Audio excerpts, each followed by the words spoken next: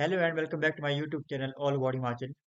आज हम डिस्कस करेंगे टीजीटी नॉन मेडिकल जो एग्ज़ाम हुआ अभी 25 से 27 के बीच में एचपीआरसीए ने जो एग्ज़ाम कंडक्ट करवाए हैं।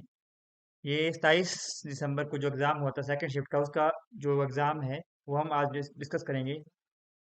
सबसे पहले जो क्वेश्चन है वो है which of the following halides is covalent compound and it is hydrolysed by water. तो कोवलेंट कंपाउंड कौन सा है इसमें वो पूछा गया है, तो इसका सही आंसर होगा BeCl3। ये इसलिए होगा आंसर क्योंकि जो कोवलेंट वेक्टर है वो डायरेक्टली प्रोपोर्शनल होता है जो आपका कैटायन अगर सबसे छोटा है। कैटायन मीन्स कि जिसमें सबसे ज़्यादा पॉजिटिव चार्ज होगा तो मीन उसका साइज छोटा होगा, क्योंकि AlCl3 में Al3 पॉजिटिव आएगा जो कि सब छोटा एक कैटायन है। इसलिए इसकी जो कोवलेंट वेक्टर की जो कैपेसिटी होगी सबसे ज़्यादा होगी, इसलिए आंसर रहेगा बी AlCl3। नेक्स्ट क्वेश्चन है what is the correct expression for the गिव्स free energy change for a process at constant temperature pressure. Simply इसमें क्या पूछा था, गिव्स फ्री एनर्जी का फॉर्मूला क्या होता है, जिसका सही आंसर है B delta G is equal to delta H minus T delta S. Next, in a Michelson model experiment, the wavelength of the monochromatic light used in 600 nanometer, what will be the expected phase shift on the basis of stationary ether hypothesis of if effective length of each path is 10 metre. इसका जो सही answer आएगा वो आएगा B, fringe shift is one third of the range. Next जो question 4 है, ये आपके पास एक इक्वेशन दी थी तो इसमें हमें बताना था कि एफ किसके इक्वल आएगा, तो इसका सही आंसर आएगा B E raise to power z into one minus iota. ये इसका सही आंसर आएगा। क्वेश्चन नंबर 5 है if am of two number is 10 and gm is 10 8 then what will be the final number. तो इसका जो सही आंसर आएगा वो आएगा option number C, number 4 and 16। Question number 6 है in the time dependent Schrödinger equation the imaginary unit I ensures. इसका सही आंसर आएगा B wave function shows oscillatory behaviour. जो आई है वो जो क्या शो करता है वो शो करता है oscillatory behaviour. Question number 7 what is the basic aspirin unit structure found in all terpenes. Terpene में जो बेसिक यूनिट पाया जाता है एस्पिरिन का वो कौन सा होता है, उसका सही आंसर आएगा C5H8। बाकी सारे ऑप्शन गलत हो जाएंगे, ए सी और डी गलत होंगे, बाकी सही आंसर इसका आएगा बी। नेक्स्ट आता है क्वेश्चन नंबर 8। इसमें सिंपली आपको पूछता है मिल इंडिसेस के बारे में। आपके पास इंटरसेप्ट दिए थे ए BY2 3C। ठीक है, इसमें क्या करना था आपको, सिंपली पहले जो वैल्यूज दी थी इंटरसेप्ट की उनको पहले लिखना था। 1 दी थी, 1/2 दी थी और 3 दी थी। मिल इंडिसेस के लिए क्या करना पड़ता है, जो आपके पास वैल्यूज दी है उनको आपको रेसिप्रोकल करना पड़ता है। रेसिप्रोकल अगर वैल्यूज आ गई तो उसके बाद जो फ्रैक्शन है उसको हटाना होता है, तो ओवरऑल जो वैल्यू आएगी वो आपके पास जो इसका सही आंसर आएगा वो आएगा 361, जो कि आंसर नंबर ए है। क्वेश्चन नंबर 9 है this type of the nucleus that contain only one set of genome, इसको क्या कहते हैं, जिसके पास एक ही सेट के जीनोम होते हैं उसको हैप्लॉइड कहते हैं, और इसका सही आंसर हो जाएगा D haploid. Question number 10 select the most appropriate word to fill in the blanks। Ishita usually dash her homework as soon as she returns from school। तो इसका सही आंसर आएगा completes। Ishita usually completes her homework as soon as she returns from school। तो इसका सही answer है B option. Number 11 है under the Rajiv Gandhi स्वरोजगार योजना of Himachal Pradesh what subsidy percentage is offered for the purchase of an e taxi by youth. Himachal Pradesh में जो हिमाचल सरकार के द्वारा राजीव गांधी स्वरोजगार योजना चलाई गई है उसके तहत कितने परसेंट की सब्सिडी दी जाती है सरकार के द्वारा किसके लिए, ई टैक्सी को परचेज करने के लिए। तो इसका सही आंसर आएगा बी 50%, 50% जो सब्सिडी वो दी जाती है इसके तहत।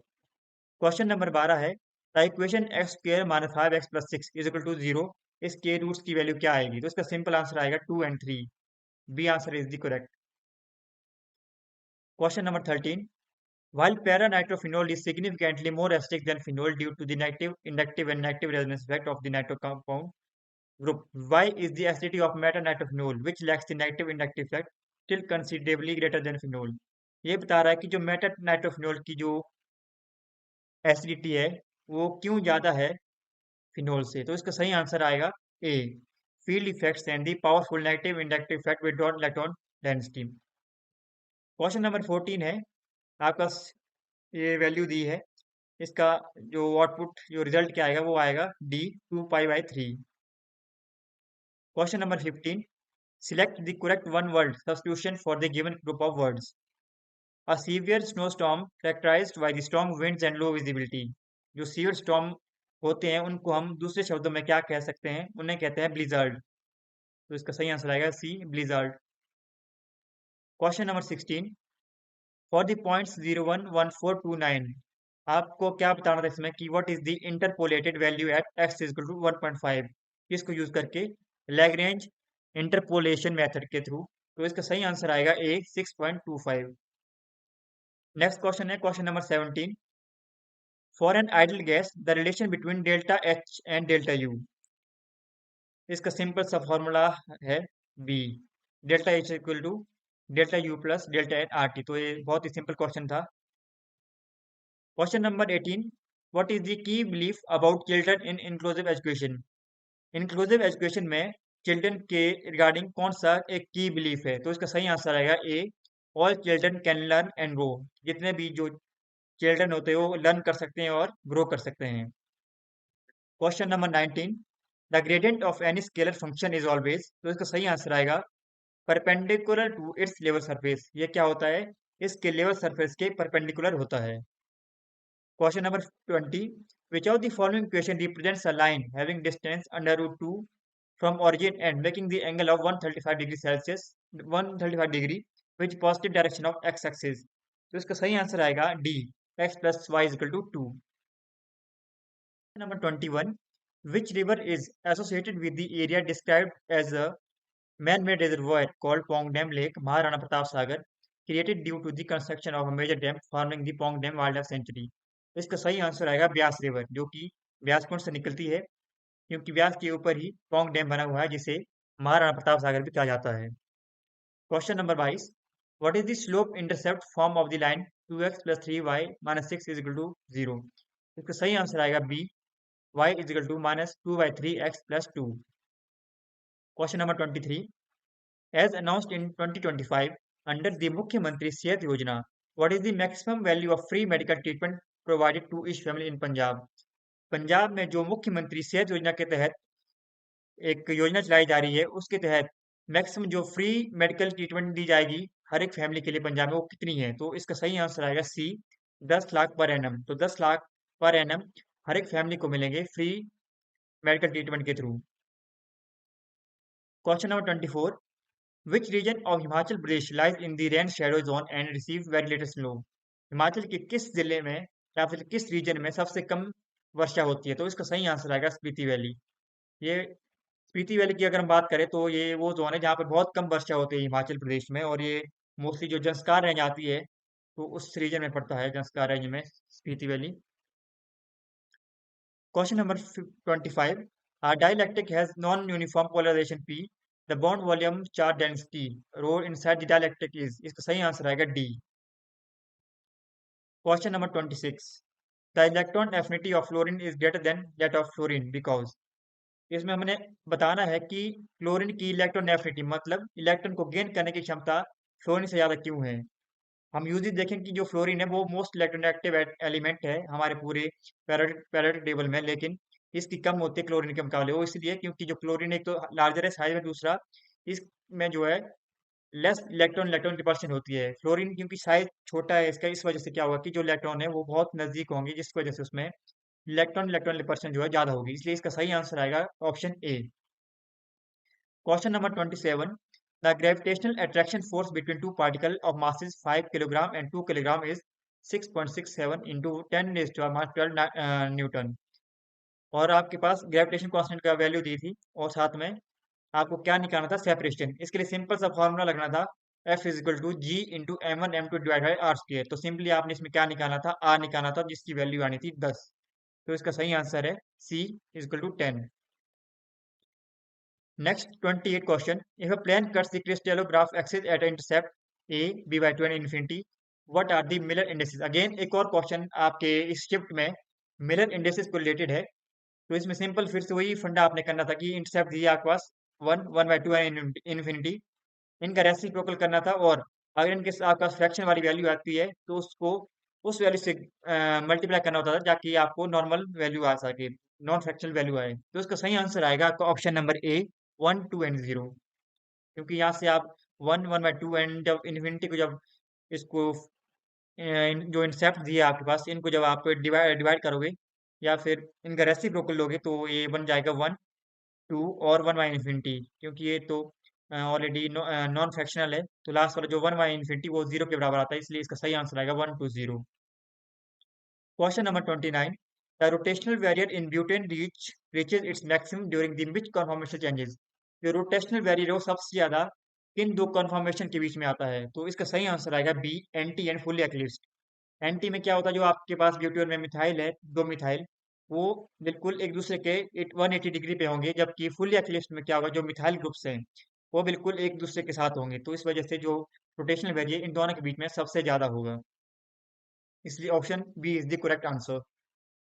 Question number 30, in the Young's double slit experiment, if the separation between the slit is decreased, then what will happen? अगर young double double slit experiment की बात करें तो अगर सेपरेशन जो है स्लिट के बीच में डिक्रीज करती है तो आपका फ्रिंज क्या विड्थ क्या होगी, क्योंकि जो फ्रिंज विड्थ है वो इनवर्सली रिलेट करती है जो आपके सेपरेशन होती है, इसलिए ये इंक्रीज करेगी जब सेपरेशन इंक्रीज डिक्रीज करेगी।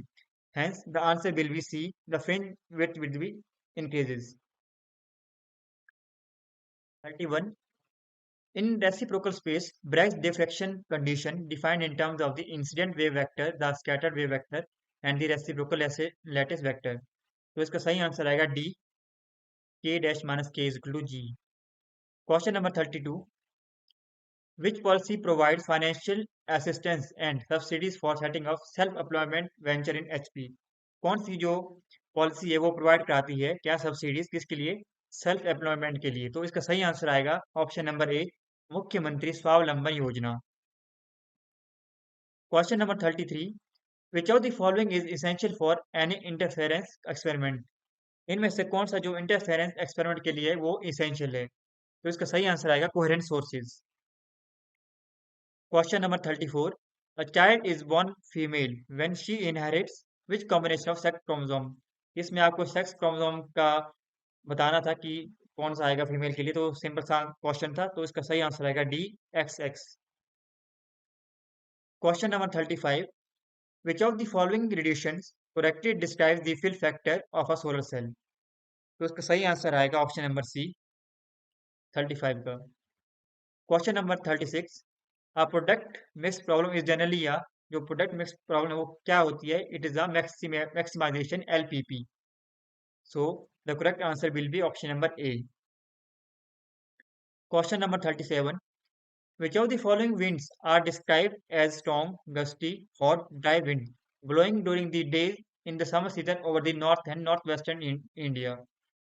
ड्राई विंड्स ब्लोइंग जो होती है जब वो समर सीजन में पड़ती है नॉर्थन रीजन में या नॉर्थ वेस्टर्न रीजन में इंडिया के, उसको क्या कहते हैं, तो इसका सही आंसर आएगा लू, B will be right answer. Question number 38, during the extremist phase of an Indian national movement, जो कि 1905 से 1919 के बीच में था, इसमें आपको बताना था जो मेन लीडर थे बाल गंगाधर तिलक, बिपिन चंद्रपाल और लाला लाजपत राय, इन्होंने किस चीज पर ज्यादा जोर जोर दिया, तो इसका सही आंसर आएगा ऑप्शन नंबर ए, स्वदेशी, boycott of foreign goods and passive resistance.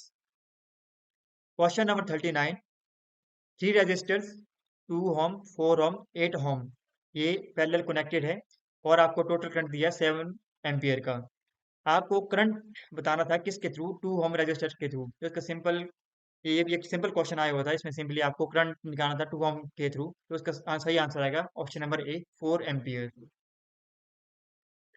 Question number 40, which type of substance is formed when two or more elements are chemically combined in a fixed ratio by mass. तो इसका सही answer आएगा compound. Compound वो होते हैं जब आप particularly जो एलिमेंट्स हैं उनको फिक्स्ड रेशियो में लेते हैं तो आपके पास क्या बनता है, कंपाउंड। फॉर एग्जांपल आपका मीथेन हो गया CH4, NH3 हो गया, अमोनिया हो गया, वाटर हो गया H2O, तो ये आपका कंपाउंड है, तो इसका सही आंसर आएगा डी ऑप्शन, कंपाउंड। 41 है, which of the following is not correct about Tom 4 in UV visual spectroscopy. तो आपने नॉट करेक्ट वाली जो स्टेटमेंट है वो आपने इसमें सही करनी थी, तो इसका सही आंसर आएगा C, the presence of chromophore always leads to colour compound visible to naked eye. Starting वाला जो फेज है वो तो सही है इसका कि जो क्रोमोफोर है वो कलर कंपाउंड देते हैं, लेकिन ये नेकेड आई में विजिबल नहीं होता, क्योंकि जो हम जो नेकेड आई से देख सकते हैं वो विजुअल रीजन में होता है, लेकिन यूवी रीजन हमें नहीं दिखता है, तो इसका सही आंसर आएगा ऑप्शन नंबर सी, जो कि correct answer, correct option, correct जो इसकी एक स्टेटमेंट नहीं है, तो जो हमें पूछा गया था, तो इसका सही आंसर आएगा सी। क्वेश्चन नंबर 42 है, वाक्यांश के लिए सार्थक शब्द का चयन करें जिसका वर्णन ना किया जा सके, तो इसका सही आंसर आएगा ऑप्शन नंबर डी, अवर्णनीय, जिसका वर्णन ना किया जा सके। Question number 43, which of the following statements correctly explain the depression in freezing point, इनमें से कौन सी ऐसी स्टेटमेंट है जो कि डिप्रेशन इन फिजिक पॉइंट को करेक्टली एक्सप्लेन कर रही है, तो इसका सही आंसर आएगा option number C, solute molecules decrease करते हैं वेपर प्रेशर को, causing the solid liquid equilibrium to shift to a lower temperature side. Question number 44, मुंह में पानी भर आना, इसका अर्थ क्या है, इसका सही आंसर है ललचाना, ऑप्शन नंबर ए, जो इसका सही आंसर होगा। क्वेश्चन नंबर 45, आपके पास ये सेट ऑफ लिमिट पॉइंट दिए थे, ठीक है, तो इसमें आपने बता था इसके जो सेट ऑफ लिमिट पॉइंट्स थे वो क्या आने थे, तो इसका सही आंसर आएगा ऑप्शन नंबर सी, -1 and 1।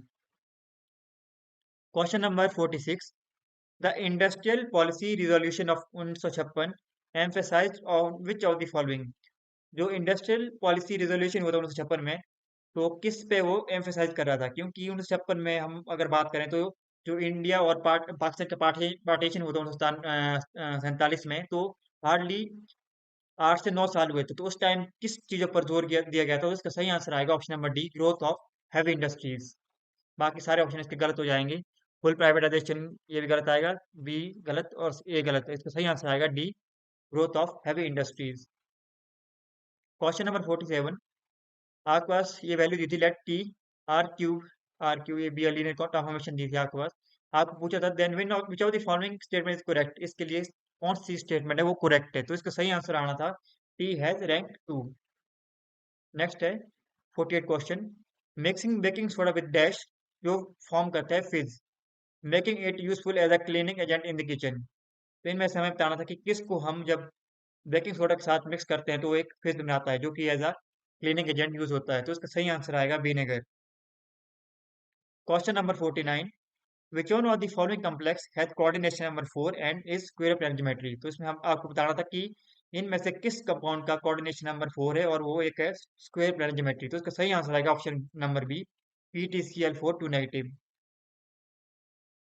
बाकी सारे ऑप्शन इसके गलत आएंगे, NiCO4 का टेट्राहेड्रल स्ट्रक्चर होता है, और जो आपका CuNH4 2 पॉजिटिव है इसका भी स्क्वायर प्लेन ज्योमेट्री नहीं आएगी।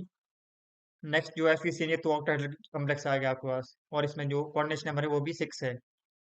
Question number 50, under article 123 of the Indian constitution what power does the president exercise, 123 का जो आर्टिकल है उसके तहत प्रेसिडेंट के पास क्या पावर है, तो इसका सही आंसर आएगा प्रोमलगेट ऑर्डिनेंसेस, तो इसका सही आंसर आएगा option number A, promulgate ordinances. 51, select the option that rectifies the underline spelling error, आपके पास एक ये दिया है the event occurred in the middle of the night, तो जो अकर्ड है इसकी सही स्पेलिंग क्या आएगी, तो इसका सही आंसर आएगा option number C, OCCURRED। Next question number 52, value of this one, इसकी सही आंसर आएगा option number B, E. Question number 53, which of the following programme is not being implemented in school for physical education, इनमें से कौन सा जो option है वो सही है फिजिकल एजुकेशन के लिए जो स्कूल में इम्प्लीमेंट नहीं है, तो इसका सही आंसर आएगा option number B, foundation literacy and numeracy, बाकी जो भी ऑप्शन है ये स्कूल में अभी लागू हो चुके हैं फिजिकल एजुकेशन के लिए। Question number 54, direction cosines of a vector proportional to direction ratio 2:1, तो इसका सही आंसर आएगा option number B, 2/3 2/3 and 1/3। Question number 55, आपके पास v की वैल्यू दी R cube and w this one, then what will be DIM v dash ये v/w, तो इसका सही आंसर आएगा option number D, 1। Question number 56, which compound is expected to have the strongest intermolecular forces and higher boiling point, तो आपको पूछा गया था इस क्वेश्चन में कि इनमें से कौन सा ऐसा कंपाउंड है जिसकी स्ट्रॉन्गेस्ट इंटरमॉलिक्यूलर फोर्सेज है और उसका हाईएस्ट बॉइलिंग पॉइंट है, तो हम अगर ऑप्शन देखें तो 3 ऑप्शन ऐसे हैं जिसमें OH ग्रुप है, अल्कोहल ग्रुप है, बाकी एक ऑप्शन इसमें ईथर है, क्योंकि OH ग्रुप जहाँ कहीं भी होता है तो वहाँ पे मोस्ट प्रोबेबल चांसेस होते हैं हाइड्रोजन बॉन्डिंग के, तो ये बॉइलिंग पॉइंट तो उसका हाइयर होगा ही, तो इसलिए ऑप्शन नंबर सी तो एज इट कट जाएगा, तो ऑप्शन आएगा बी, क्योंकि जो बाकी दो OH ग्रुप वाले कंपाउंड है उसमें जो कार्बन है, एक में एक है और दूसरे में दो कार्बन है, तो ये तो कम हो जाएगा, क्योंकि जो तीन कार्बन वाला कंपाउंड है, एक तो इसका मोलर मास से वो ज़्यादा है, मॉलिक्यूलर मास ज़्यादा है, due to which strong intermolecular forces generate होंगी, दूसरा हायर बॉइलिंग पॉइंट होगा। Question number 57, which non-conventional source of energy is tapped using voltaic photovoltaic cells? इनमें से कौन सा जो non conventional source of energy है उसको टैप किया जाता है फोटोवोल्टिक सेल में? तो इसका सही आंसर आएगा D, solar energy. Question number 58, according to national education policy जो 2020 में थी, उसके तहत from which grade does vocational education integration begin? ये पूछ रहे हैं कि किस ग्रेड से जो वोकेशनल एजुकेशन है वो स्टार्ट की गई है, तो इसका सही आंसर आएगा क्लास नंबर 6। क्लास नंबर 6 से जो वोकेशनल एजुकेशन है वो स्टार्ट की गई है।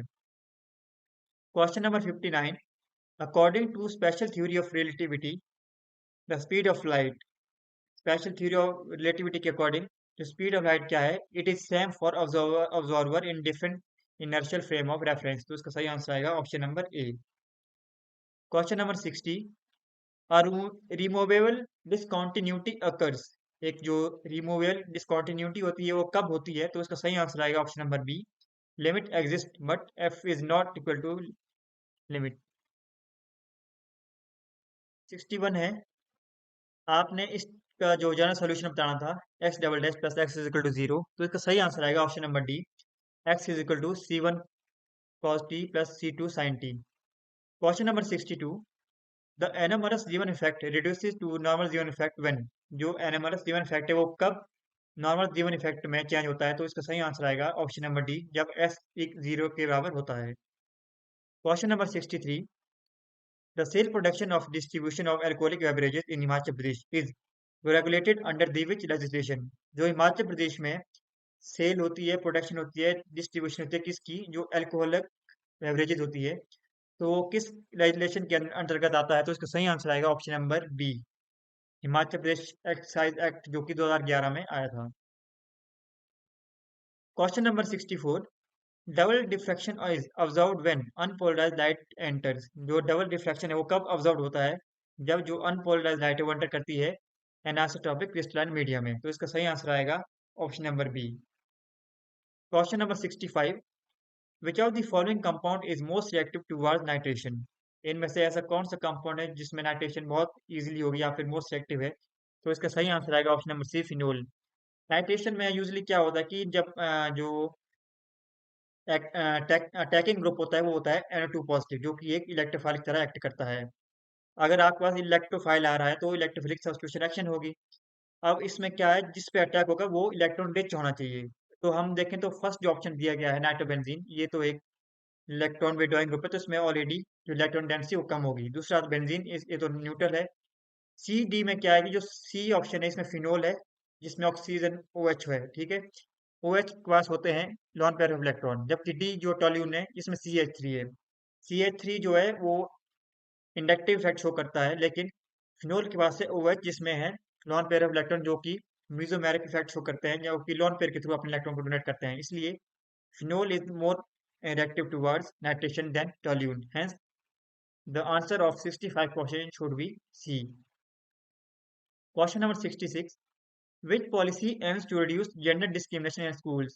इनमें से कौन सी जो पॉलिसी है जो जो स्कूल में जेंडर डिस्क्रिमिनेशन को रिड्यूस करती है, तो इसको सही आंसर आएगा, सिंपल सिंपल सा क्वेश्चन था ये, जेंडर इक्विटी पॉलिसी। जो जेंडर इक्विटी पॉलिसी है वो जेंडर डिस्क्रिमिनेशन को कम करती है स्कूल्स में। Question number 67, what happens to starch when it is digested in the human body? जब ह्यूमन बॉडी में स्टार्च एंटर करता है तो ये डाइजेस्ट होता है, ठीक है, तो ये क्या करता है, तो ये ब्रोकन डाउन होता है into glucose, starch converted into glucose, तो option B should be correct. Question number 68, a core aim of peace education within a critical pedagogy framework is to promote, जो आपकी क्रिटिकल pedagogy framework है उसका core मोटो क्या है, तो इसका क्या प्रमोट करना है, तो इसका सही आंसर आएगा democratic participation and social transformation, option number C will be correct.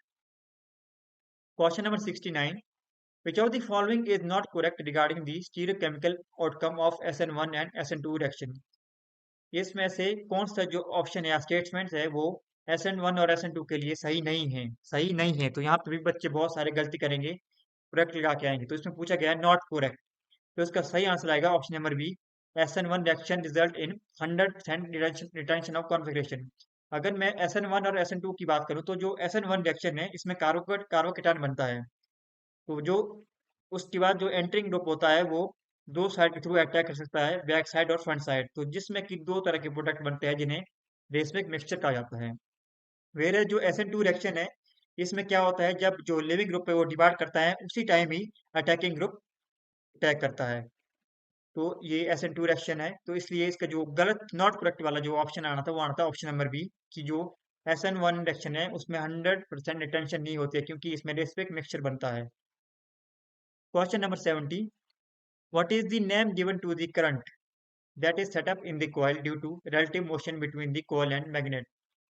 इसके बहुत सिंपल क्वेश्चन था, तो इसका सही आंसर आएगा induce current. Induce current generate होता है जब मैग्नेट और कॉइल के बीच में जो रिलेटिव मोशन होती है। 71, classify the PDE u x x plus u y y equal to 0। तो इसका सही आंसर आएगा ऑप्शन नंबर डी, इलिप्टिक। तो इलिप्टिक फॉर्म का है ये। Question number 72, the vernacular press act of 1878 gave the colonial government extensive powers। इस एक्ट का मेन पर्पस क्या था, ये किस लिए लाया गया था वर्नाकुलर प्रेस एक्ट? तो इसका सही आंसर आएगा option number B, to censor reports and editorials in the native or vernacular press. Question number 73, which of the following is an example of an informal sector lender? Informal sector lender कौन सा है इसमें option है, तो इसका सही answer आएगा option number C, relative and friend. बाकी जो तीन है, बैंक्स, द गवर्नमेंट, कॉपरेटिव्स, ये क्या है, सारे फॉर्मल सेक्टर लेंडर्स हैं। Question number 74, the equilibrium constant for a reaction is defined as. आप इक्विलिब्रियम कांस्टेंट को किस तरह से डिफाइन करेंगे? ये भी एक सिंपल क्वेश्चन था, तो इसका सही आंसर आएगा option number C, product of equilibrium concentration of products divided by the reactants raised to the coefficients. तो उनके कोएफिशिएंट है उनको हम पावर में डाल देंगे।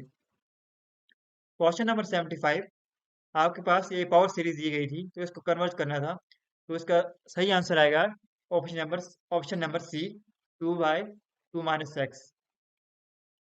Question number 76, which nutrient is broken down by the enzyme salivary amylase? इनमें से कौन सा ऐसा न्यूट्रिएंट है जिसे सलाइवरी एमाइलेज ब्रोकन डाउन करता है? तो इसका सही आंसर आना था स्टार्च। तो स्टार्च का हमने एक क्वेश्चन पहले भी देखा था कि जब स्टार्च ह्यूमन बॉडी में डाइजेस्ट होता है तो वो किस फॉर्म में कन्वर्ट होता है, तो वो ग्लूकोज फॉर्म में कन्वर्ट होता है। तो ये दूसरा क्वेश्चन है स्टार्च का।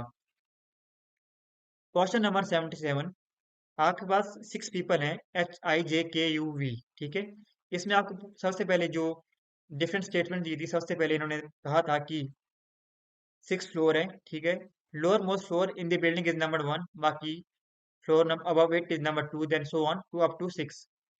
इन्होंने कहा था सबसे पहले कि जो के ऊपर है वो कोई नहीं रहता है, ठीक है। नो वन लिव्स अबव के, only two people live between K and V. Only two people live between I and U. And U lives below V but above H. तो आपको इसमें सिंपली क्या बताना था कि जो J है उसके नीचे कितने लोग रहते हैं। तो इसका ये भी एक सिंपल सा ट्रिक था, तो इसका सही आंसर आना था ऑप्शन नंबर सी, 3। तो तीन ही बंदे ऐसे हैं जो J से नीचे निवास कर रहे हैं। Question number 78, if A stand for divide, B stands for multiply, C stands for plus, and D stands for minus, what will be the what will be in come place of question mark? आपके पास ये एक simple सी trick दी थी, ठीक है। इसमें आप 13 B 3 A 3 D 21 C 49, ये एक सिंपल सा क्वेश्चन था, इसमें ज़्यादा ट्रिक लगाने की जरूरत नहीं थी। सिंपली आप एक वैल्यू पुट करनी थी, तो आपके पास सबसे पहले आप इसमें डिवाइड करोगे, ठीक है। फिर आप या फिर मल्टीप्लाई करोगे पहले, फिर डिवाइड करोगे, ठीक है। उसके बाद आप क्या करोगे, प्लस करेंगे, बाकी जो नेगेटिव वैल्यू उसको माइनस करके आप आंसर निकालेंगे। तो उसका सही आंसर आना था option number A, 41। Question number 79, in a nuclear fission chain reaction the minimum mass of a fissile material required to sustain a self propagating reaction, उसको क्या कहते हैं?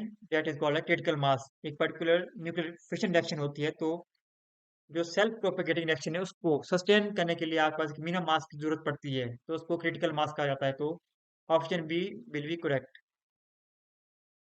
Question number 80, select rule for the normal given effect. Selection rule जो होते हैं particular जो भी effect होते हैं उनके लिए, तो गिवन इफेक्ट के लिए सिंपल सा इसमें पूछा पूछा था कि सिलेक्शन रूल कौन से होते हैं, तो इसका सही आंसर आएगा option number C, delta M J equal to 0 और +-1 इसकी वैल्यूज आती है। 81, if the third term of a geometric progression is 12 and sixth term is 96, आपके पास थर्ड टर्म दी है जीपी की 12 और सिक्स टर्म दी है 96, देन इसका कॉमन रेशियो क्या आएगा? ये भी एक सिंपल सा क्वेश्चन था, ज्यादा ट्रिक लगाने की जरूरत नहीं थी इसमें, तो इसका सही आंसर आएगा option number D, 2। Question number 82, distance of 3 4 from line 3x + 4y - 10 equal to 0, तो इसका सही आंसर आएगा option number D, 3। Question number 83, the phenomenological London equation naturally leads to the explanation of which specific superconducting phenomena, तो इसका सही answer आएगा Meissner effect. जो phenomenological London equation है जो कि सुपर कंडक्टिंग फेनोमेना के बारे में बताते हैं, तो वो है Meissner effect, option number A. Question number 84, for distinguishable, चार डिस्टिंग्विशल पार्टिकल दिए गए हैं आपके पास जिनको दो कंपार्टमेंट में डिवाइड किया गया है, ठीक है, और उसमें कोई रेस्ट्रिक्शन नहीं है, तो माइक्रो स्टेट्स कितनी होंगी? इसमें क्या होता है, यूजली जब भी आपके पास डिस्टिंग्विशल पार्टिकल दिए जाते हैं और कोई भी रेस्ट्रिक्शन नहीं लगाई होती है, तो उसमें सिंपल सा फॉर्मूला होता है कि कितने आपके कंपार्टमेंट्स हैं जिनमें उनको अरेंज किया गया है, रेज्ड पावर कितने आपके पास टोटल पार्टिकल दिए गए हैं। सो सिंपल जो आपका इसमें लगाना था, दो कंपार्टमेंट है तो 2⁴ आपके पास डिस्टिंग्विशल पार्टिकल दिए गए हैं, तो 2⁴ so answer should be C, that is 16। Question number 85, refer to the following letters, आपका लेटर्स दिए गए हैं, सिंबल सीरीज दिए गए हैं, ठीक है। इसमें आपने आपको क्या करना था कि counting to be done from left to right only, आपको काउंटिंग करनी है लेफ्ट से राइट की ओर, तो ये आपके पास ये वैल्यू दी लेटर्स दिए गए हैं, साथ में सिंबल्स दिए गए हैं। How many such letter are there, each of which is immediately preceded by symbol and also immediately followed by symbol, तो इसमें सिंपल से क्या पूछा था आपको कि अगर लेटर्स हैं, कौन से कितने इसमें लेटर्स हैं, या तो वो प्रोसीड किए जा रहे हैं सिंबल के द्वारा या फिर इमीडिएटली फॉरवर्ड किए जा रहे हैं सिंबल के द्वारा, तो इसका भी एक ज़्यादा ट्रिक लगाने की जरूरत नहीं थी, तो इसका सिंपल सा आंसर आता है option number C, 3। Question number 86, emotional wellness primary involve, जो इमोशनल वेलनेस है वो क्या दर्शाती है, तो इसका सिंपल सा आंसर था option number D, awareness, acceptance and management of emotions. Question number 87, parity violation in weak interaction implies weak force is, इसका सही आंसर आएगा ऑप्शन नंबर डी, कायरल। जब भी पैरिटी वॉयलेट होती है वीक इंटरेक्शन में, ठीक है, वो लीड क्या करती है, इट लीड्स टू कायरलिटी या फिर chiral. Option number 88, which language related challenge affects deprived student learning, आपको इसमें पूछा गया है कि जब भी कोई स्टूडेंट लर्न करता है तो इसमें सबसे बड़ा लैंग्वेज चैलेंज क्या आता है, लैंग्वेज रिलेटेड चैलेंज क्या आता है किसी भी पर्टिकुलर स्टूडेंट के लिए उसकी लर्निंग में। ये भी ज़्यादा कुछ खास क्वेश्चन नहीं था, तो इसका सही आंसर आएगा option number A, language barrier सबसे ज़्यादा एक जो बैरियर है, language barrier to the due to unfamiliar curriculum language, तो option A should be correct. Question number 89, in the Newton's ring experiment concentric dark and bright ring are form due to interference, interference के द्वारा concentric dark और bright rings बनते हैं, ठीक है। इनमें से इस एक्सपेरिमेंट के लिए कौन सा जो स्टेटमेंट है वो सही है, तो इसका सही आंसर आएगा option number A, the interference takes place between the rays reflected from the top and bottom of the air film, जो टॉप और बॉटम से जो रिफ्लेक्टेड फॉर्म में रेज है, वो इसका सही आंसर आ जाएगा। Question number 90, the V I curve of a resistor with fixed resistance passes through, तो इसका सही आंसर आएगा ऑप्शन नंबर बी, ओरिजिन। आपका ये भी सिंपल क्वेश्चन था, ठीक है, v is equal to I R, क्योंकि रेजिस्टेंस इन्होंने क्वेश्चन कर दिया था, तो v इज इक्वल टू 0 आएगा ऑप्शन, ठीक है, v इज इक्वल टू 0 के बराबर आएगा, तो जब v वैल्यू v की 0 के बराबर आती है तो it should pass through origin, so b should be correct। 91, in a nuclear fission reaction, the condition where the number of neutrons produced in one generation equal to the number of neutron consumed, उस critical state को क्या कहेंगे, it should be option number A, critical means कि आपके पास एक particular condition दी गई है, ठीक है, जहाँ पे क्या होता है कि आप न्यूट्रॉन प्रोड्यूस कर रहे हैं और साथ में ही न्यूट्रॉन आपका कंज्यूम हो रहे हैं, वो कब इक्वल होंगे, प्रोडक्शन और कंजम्पशन। तो एक तब होगी जब there is a critical condition. ठीक है, 91 का सही आंसर आएगा critical, option number A. Question number 92, select the most appropriate antonym of the underline word in the given sentence. आपके पास एंटोनिम जो कि इसका विपरीतार्थक शब्द आएगा वो बताना था, जो अंडरलाइन आपके पास वर्ड दिया गया है। The doctor prescribed light exercise and meditation to elevate the patient stress related headache. तो एलिवेट का आपको इसका एंटोनिम बताना था, इसका सही आंसर आना था एग्रेवेट। 92 का आंसर आएगा option number D aggravate. Question number 93, while selecting the teaching learning materials, a teacher must ensure that they are, जब भी टीचिंग लर्निंग मटेरियल को सेलेक्ट करते हैं teacher, they should ensure that they are age and level appropriate.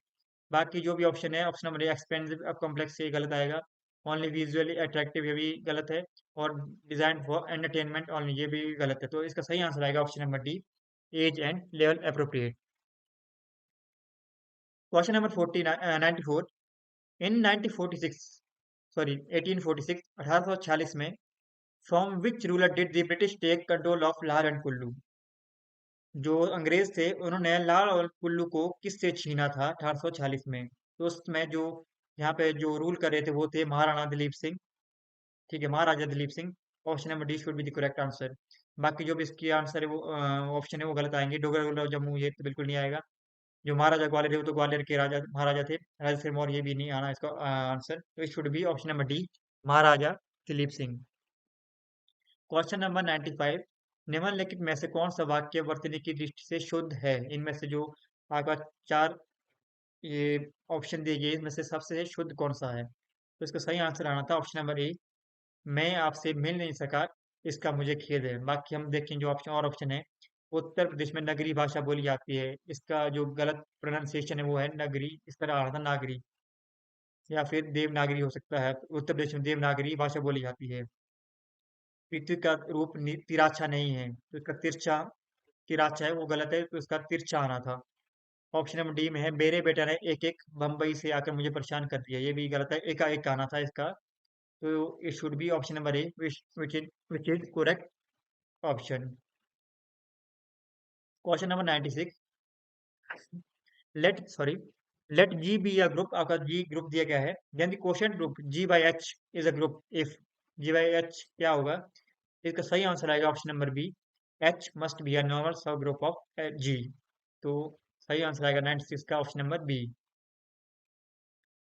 Question number 97, what is the की goal of knowledge construction in education. Knowledge construction का की गोल क्या होना चाहिए एजुकेशन में। तो इसका सही आंसर आएगा option number D, developing the critical thinking and intellectual curiosity among children या फिर स्टूडेंट्स। क्वेश्चन नंबर 98, आपके पास दो वैल्यू दी थी P A and P B की। ठीक है, आपके पास फाइंड करना था जो आपके पास ये पी ए बी आपको फाइंड करना था। इसका सही आंसर आएगा option number D 0.56। Question number 99, in polar coordinates the equation theta is equal to constant. अगर पोलर कोऑर्डिनेट्स होते हैं, ठीक है, उसमें अगर थीटा कांस्टेंट के बराबर आता है तो वो क्या रिप्रेजेंट करता है। सो ये रिप्रेजेंट करता है line through the origin. So the correct answer is option number A, line through origin. Question number 100, a general relation perceiving capacity which represents one's potential intelligence somewhat independently of socialization and education is called। इसका सही answer आएगा fluid intelligence. Question number 100 का सही answer आएगा option number D fluid intelligence. So एक, a conductor carries 3 ampere of current when a potential difference of 12 volt is applied। आपका simple सा इसमें क्वेश्चन पूछा था रेजिस्टेंस क्या होता है। सिंपल फॉर्मूला लगाना था V is equal to I R, resistance निकालना था V बाय, आपको करंट करना था 12 डिवाइड बाय 3 दैट इज 4। तो इसका सही आंसर आ जाएगा option number B 4 ampere, sorry 4 ohm. Question number 102, a characteristic of an elimination reaction is the presence of. एक आपके पास एलिमिनेशन रिएक्शन होती है तो उसका कैरेक्टरिस्टिक फीचर क्या होता है। तो ये भी एक सिंपल सा क्वेश्चन था, इसका सही आंसर आएगा, केमिस्ट्री का क्वेश्चन था। सही आंसर आएगा ऑप्शन नंबर ए, एक लिविंग ग्रुप होता है जो कि डिपार्ट करता है विद इट्स इलेक्ट्रॉन पेयर और पीछे छूट जाता है पॉजिटिव चार्ज। क्वेश्चन नंबर 103, आपको कॉफिशिएंट दिया गया था, ठीक है, एक्स स्क्वायर, उसकी वैल्यू निकालनी थी, उसका सही आंसर आएगा ऑप्शन नंबर डी, 90।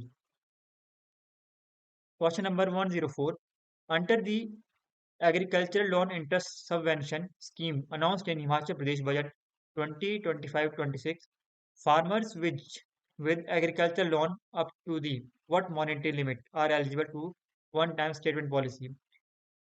तो फार्मर है कितने वन टाइम में लोन ले सकता है under this scheme, that is agricultural loan interest subvention? तो इसका सही आंसर आएगा option number B, 3 lakh rupees वो एक टाइम में ले सकते हैं। Question number 105, for a sample database आपके पास ये वैल्यूज दी हैं 2468, आपने सिंपली क्या निकालना है इसमें, वेरिएंस।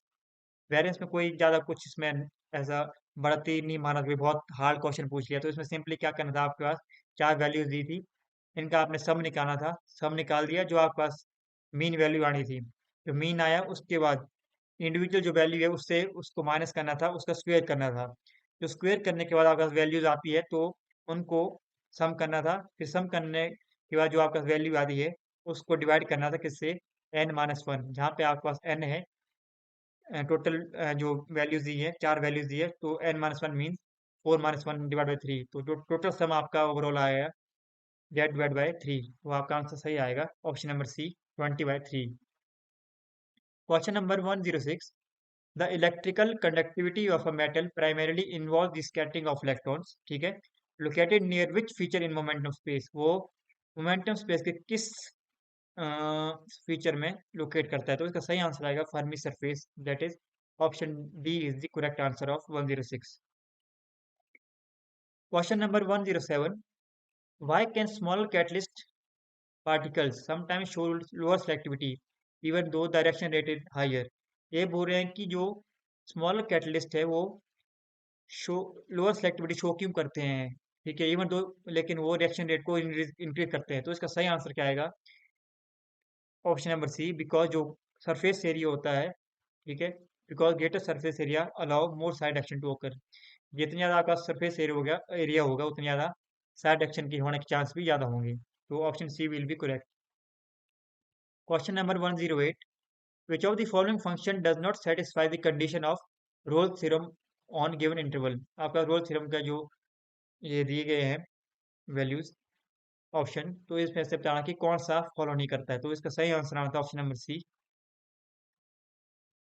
क्वेश्चन नंबर 109, आपके पास एफ की वैल्यू दी थी, F is equal to Z square, तो आपके पास कम्प्लेक्स डेरिवेटिव बताना था किसका, एफ डैश का, तो इसका सही आंसर आना ऑप्शन नंबर ए, 2z। क्वेश्चन नंबर 1010, हम रामायण का पाठ करते हैं, वाक्य का शुद्ध रूप क्या है? तो एक सिंपल सा आपका एक वाक्य दिया था, तो इसका ये पता है कि ये शुद्ध नहीं है, तो इसका शुद्ध रूप बताना था आपको, तो इसका सही आंसर आना था ऑप्शन नंबर बी, हम रामायण का पाठ करते हैं। Number 111, why is activity based learning considered effective, कि जो एक्टिविटी बेस्ड लर्निंग है उसको इफेक्टिव क्यों माना गया है? तो इसका सही आंसर आना था option number D, it ensures broad engagement through various task. जब भी आप स्कूल में अगर देखते होंगे तो एक्टिविटी बेस्ड लर्निंग जो है ऑर्गेनाइज की जाती है टीचर्स के द्वारा, तो इसमें सबसे जो मेन रीज़न है क्यों इसको ऑर्गेनाइज किया जाता है, ताकि जो एक तो ब्रॉड एंगेजमेंट होती है स्टूडेंट्स के बीच में, और साथ में जो भी वेरियस टास्क किए जाते हैं तो उससे भी उनको हेल्प मिलती है, तो option number D should be the correct answer. Question number 112, nitrogen differs from the rest of its group member, जो क्योंकि ग्रुप 15 के अंतर्गत आता है, due to the in its inability to form pentahalide. हमने मोस्ट एक्यूरेट रीजन बताना है ये पेंटाहाइड क्यों नहीं बनाता है। हमें पता है नाइट्रोजन भले इसकी इलेक्ट्रोनेगेटिविटी ज़्यादा है, लेकिन ड्यू टू स्मॉल साइज है, दूसरा ये इसमें 2p आता है, ठीक है, 2p लास्ट में आता है, तो इसके पास वैकेंट ऑर्बिटल नहीं होता है और वैकेंट डी ऑर्बिटल अवेलेबल नहीं होता है, ठीक है, इसलिए अपने ऑक्टेट को ये एक्सपेंड नहीं कर पाता है, इसलिए इसका सही आंसर आएगा option number D, nitrogen lacks the vacant d orbital due to which it can not expand its octet. Question number 113, the half life of radioactive substance is 120 days, एक radioactive substance है उसका half life दिया गया आपके पास 20 days का, ठीक है, what fraction of original sample remains after 60 days, ठीक है, हमें पता है जो रेडियो एक्टिव सब्सटेंस है वो फर्स्ट ऑर्डर जो रिएक्शन होती है उसको फॉलो करते हैं, तो भी ज़्यादा कुछ कठिन सवाल नहीं था। सिंपली इसमें आपने जो फॉर्मूला लगाना था, तो इसका सही आंसर आएगा option number A, 1/8 of the initial quantity. तो option number A is the correct answer. Question number 114, the classic confirmatory test for nickel two positive involves the formation of a bright red precipitate. ठीक है, with किसके साथ ये bright red precipitate में आता है? डाइमेथाइलोक्साइड के साथ, डीएमजी के साथ। ठीक है, इन स्लाइटली अमोनियक सॉल्यूशन में। The two molecule of DMG coordinate करते हैं निकल टू पॉजिटिव के साथ, जो कि चिलेट में आते हैं। आपने क्या बताना है इसमें? स्पेसिफिक ज्योमेट्री क्या होगी इस कॉम्प्लेक्स में? हमें पता है जो डीएमजी है, एक पर्टिकुलर जो मॉलिक्यूल होता है या फिर आयन होता है उसमें दो डोनेटिंग ग्रुप लगे होते हैं। ठीक है, इसमें दो बॉन्ड बॉन्ड बना रहे हैं निकल के साथ, दो डीएमजी, तो टोटल चार जो है जो डोनेटिंग एलिमेंट होंगे। ठीक है, तो इसका सही आंसर आएगा option number D, square planar. Option number one, question number 115, BCS that is Bardeen Cooper Schrieffer theory क्या एक्सप्लेन करती है? Conductivity is based on the formation of Cooper pairs. तो इसका सही आंसर आएगा 115 का Cooper pair, option number D. Question number 116, which of the following wires है the highest resistance? इनमें से किस वायर का हाईएस्ट रेजिस्टेंस है if all of them are made up of same material? ठीक है, इनमें से आपको बताना है जो ऑप्शन दिए गए आपके पास, इसमें जो लेंथ है और क्रॉस सेक्शन एरिया अलग अलग दिया है, तो इनमें से किसका हाईएस्ट रेजिस्टेंस आना था? तो ये भी सिंपल क्वेश्चन था, तो इसका सही आंसर आएगा option number B, length L and cross section area 2। ठीक है, 2A। Question number 117, let G be a non abelian group. एक जी है जो कि एक नॉन अबेलियन ग्रुप है, एंड जेड इसका सेंटर है। आपको बताना था order of G by Z, क्या नहीं हो सकता है जी बाय जेड? तो इसका सही आंसर है, ये एक प्राइम नंबर नहीं हो सकता। तो 117 का जो सही आंसर आएगा वो आएगा option number B, prime number. Question number 118, आपके पास एक इंटेग्रल दिया गया था। ठीक है, और एक टेबल दिया गया था, आपको ट्रेपेजॉइडल रूल यूज करना था, तो उसके तहत आपको ये वैल्यू निकालनी थी। उसका सही आंसर आएगा option number B, 3। Question number 119, which of the following expresses the correct relation between the electric displacement vector D and electric field E inside the dielectric having polarization P? ठीक है, इसमें correct relation बताना था आपको, तो इसका सही answer आएगा option number C, epsilon E plus P। Question number 120, a matrix has a characteristic polynomial. A polynomial दी गई है आपके पास, आपको बताना था which condition ensure that A is diagonalizable. ठीक है, तो इसका सही आंसर आएगा option number B, algebraic multiplicity is equal to symmetric multiplicity for lambda is equal to 1. It should be the correct answer for 120. 121. Based on the English alphabetical order, three of the following four letter cluster pairs are alike in a certain way and thus form a group. ठीक है, which one of the following does not belong to that group?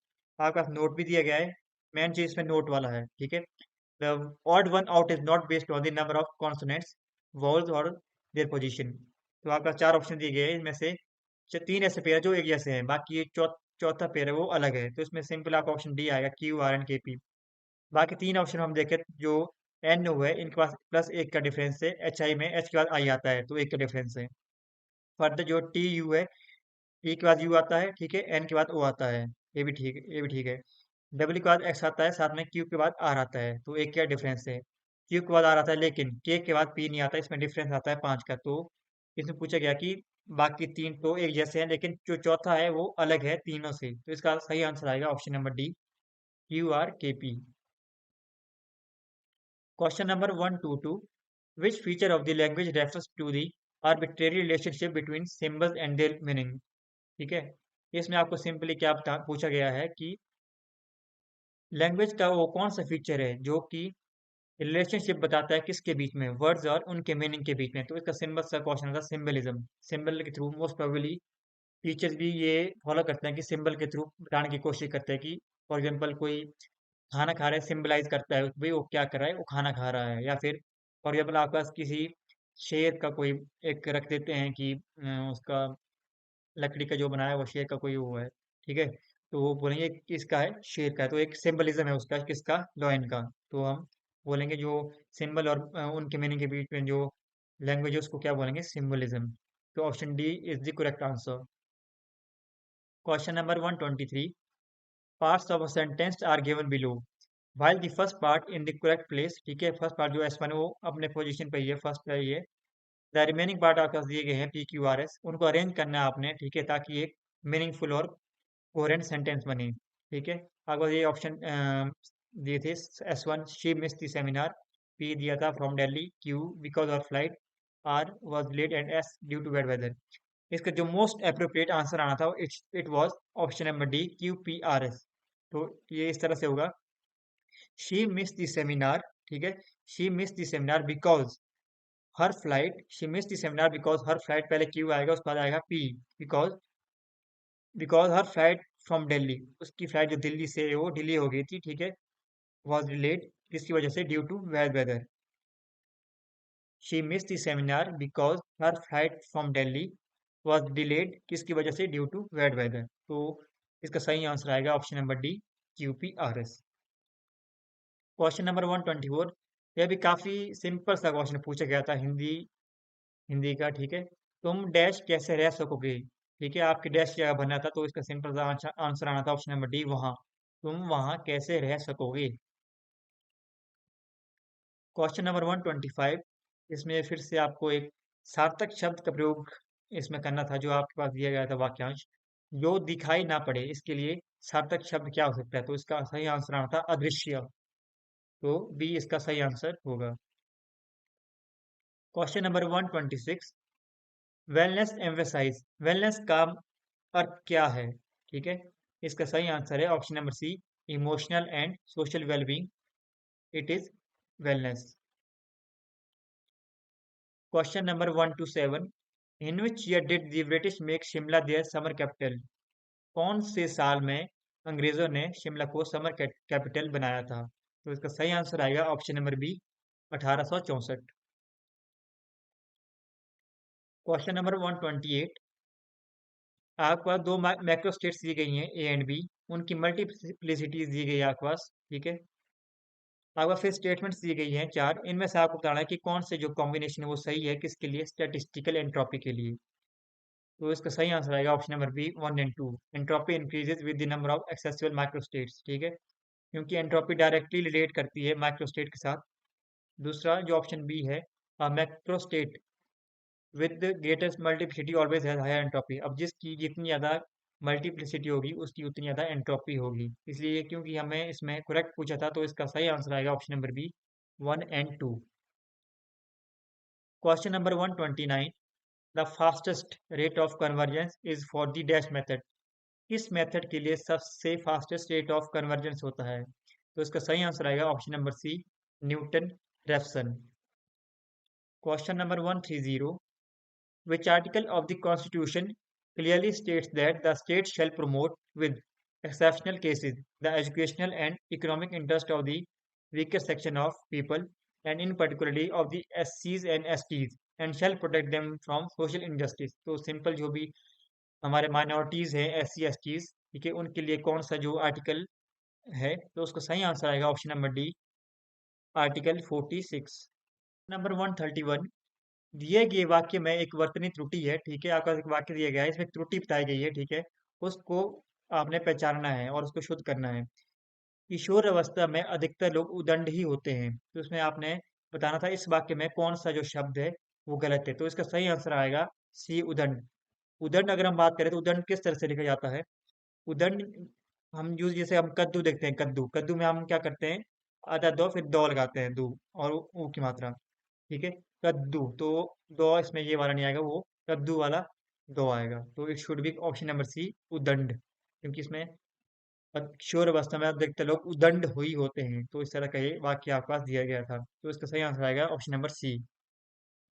Question number 132, which condition must be satisfied for the measured cell potential E cell to correctly relate to the गिव्स free energy change, ठीक है।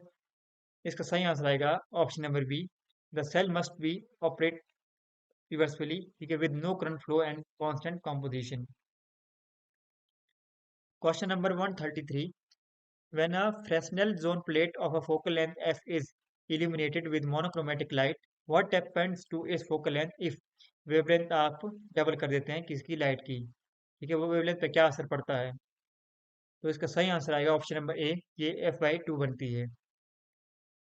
Question number 134. In hall measurement, if the magnetic field is reversed, hall measurement में अगर हम magnetic field को reverse कर देते हैं but current direction remain same और करंट की डायरेक्शन सेम रहती है, हॉल वोल्टेज का क्या जो इम्पैक्ट पड़ता है, जो हॉल वोल्टेज है वो क्या होती है, वो साइन में रिवर्स हो जाती है, इसलिए इसका सही आंसर आएगा option number C, reverses sign. Question number 135. Which pair shows the least difference in electronegativity due to diagonal relationship? तो ये सिंपल सा आपके पास डायगोनल जो रिलेशनशिप होता है हमारे पास, बोरॉन का सिलिकॉन के साथ, बेरिलियम का एल्यूमिनियम के साथ, लिथियम का मैग्नीशियम के साथ और कार्बन का फॉस्फोरस के साथ। तो इसमें हमने क्या बताया था कि इन दो जो डायगोनल एलिमेंट्स है, किस में सबसे कम इलेक्ट्रोनेगेटिविटी का डिफरेंस है, तो इसका सही आंसर आना था बेरिलियम और एल्यूमिनियम। Question number 136.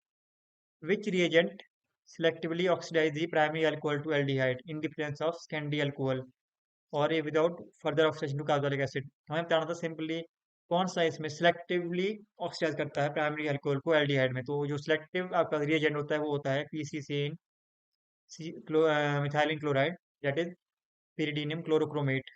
बाकी जो आपका तीनों जो है फर्स्ट ऑप्शन जैसे ozone followed by zinc and ACOH, ये आपका उसको डायरेक्टली कार्बोक्सिलिक एसिड में कन्वर्ट कर देता है, जबकि जॉन रिएजेंट भी इसको कार्बोक्सिलिक एसिड में कन्वर्ट करता है, जबकि KMnO4 भी इसको कन्वर्ट करता है दूसरे में। Question number 137. According to Hess's law, the enthalpy change of a reaction depends on what?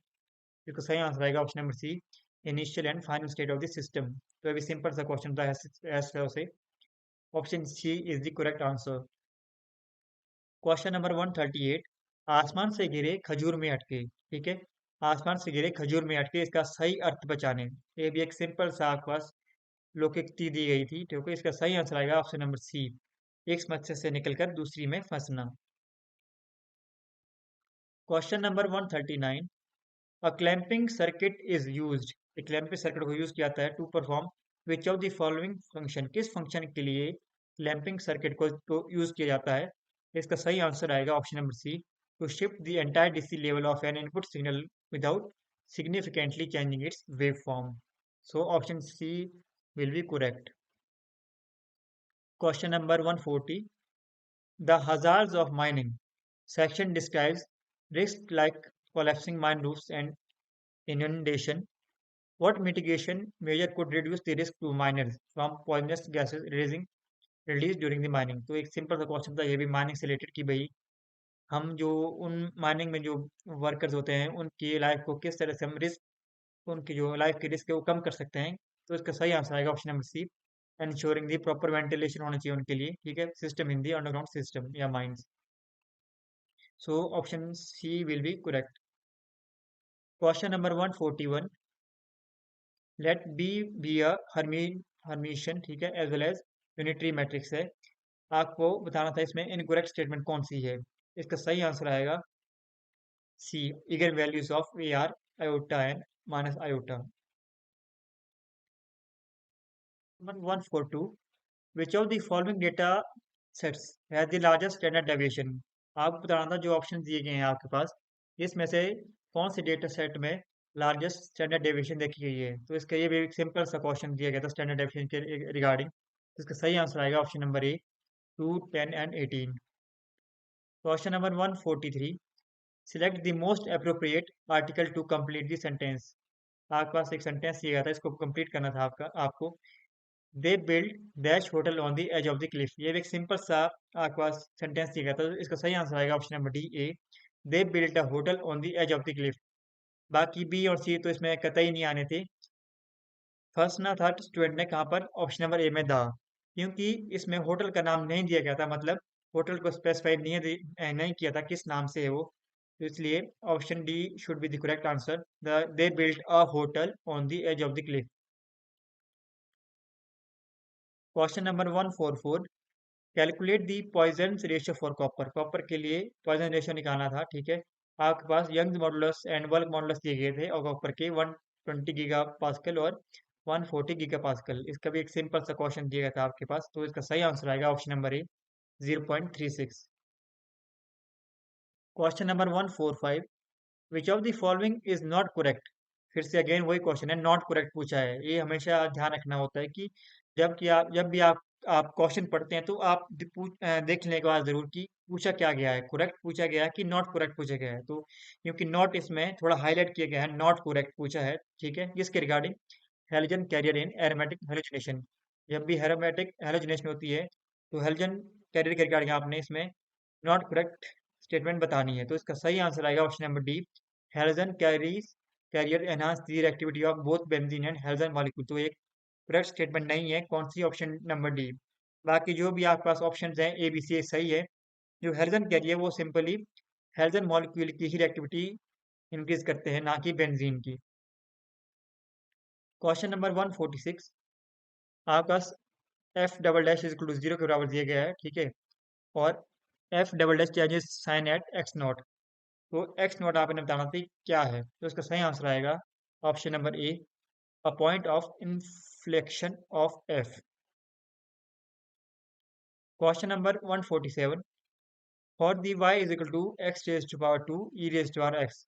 आपको सेकंड डेरिवेटिव बताना था, किसको यूज करके, लेबनिज थ्योरम को यूज करके। तो इसका सही आंसर आएगा option number B, E raise to power X bracket X square plus 4x plus 2। तो इसका सही आंसर आएगा ऑप्शन नंबर बी।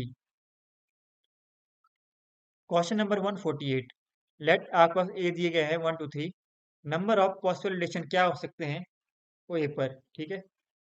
रिलेशन बताने थे आपने ए पर क्या हो सकते हैं, तो इसका सही आंसर आएगा option number A, 2 raise to power 9। तो इसका भी सिंपल क्वेश्चन था, आपके पास तीन दिए थे वैल्यूज इसके, ठीक है। तो इसका जो फॉर्मूला आता है इस तरह से आता है, 2 raise to power n raise to power 2। तो आपके पास n की वैल्यू 3 दी थी, 2 raise to power 3 raise to power 2, 3 raise to power 2 means 3 × 3 आएगा 9, तो 2 रेज़ टू पावर 9 आपके पास वैल्यू आ जाएगी option number A. Question number 149, the jute industry in India is heavily concentrated in the region around which river. Question में पूछा गया है आपसे कि जो जूट इंडस्ट्री है वो भारत में किस रीजन या फिर किस रिवर के अराउंड ही ज्यादा उगाया जाता है, ठीक है। इसका सही आंसर आएगा हुगली, जो कि वेस्ट बंगाल में है। अगर हम हुगली रिवर की बात करें तो हुगली जो है गंगा माँ, जो गंगा हमारी नदी है, पवित्र नदी है, उनकी एक डिस्ट्रीब्यूटरी है। मीन्स कि जब गंगा वेस्ट बंगाल में आ जाती है तो वहां से जो पानी है गंगा माँ का वो अलग होता है, वो हुगली रिवर, ठीक है, वो दूसरा बांग्लादेश में चला जाता है। तो हुगली जो कि एक डिस्ट्रीब्यूटरी है किसकी, गंगा माँ की, जो वेस्ट बंगाल में आता है। Question number 150, A mathematics teachers designs a drama in which children act as a shopkeeper, ठीक है, children as a shopkeeper act कर रहे हैं, customer sorry, in a small classroom market using play money, discounts and bargaining. Which important feature of a simulation is being used? जो ये activity कर रहे हैं इनमें से कौन सा फीचर यूज किया गया है, तो ये पूछा गया आपको। सॉरी, इसका सही आंसर आएगा option number B, to help children model real situation. तो एक सिंपल सा ये क्वेश्चन पूछा गया था कि जो रियल लाइफ सिनेरियो सिनेरियो जो होते हैं चीजें, तो उससे रिलेटेड ये तो एक क्वेश्चन पूछा गया था। तो इसका सही आंसर आएगा option number B. Number 151, evaluate the assertion and reason based on the facts and define the relationship between both. आपके पास असर्शन और रीजन दिए गए हैं। असर्शन क्या है, nitration of chlorobenzene produces mainly meta nitrobenzene, ठीक है।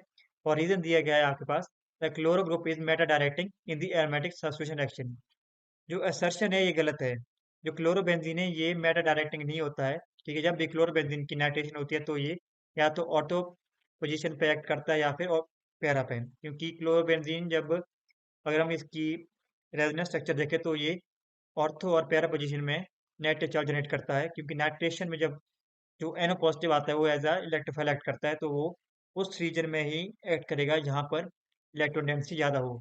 तो ऑप्शन नंबर असर्शन ए गलत है, ठीक है।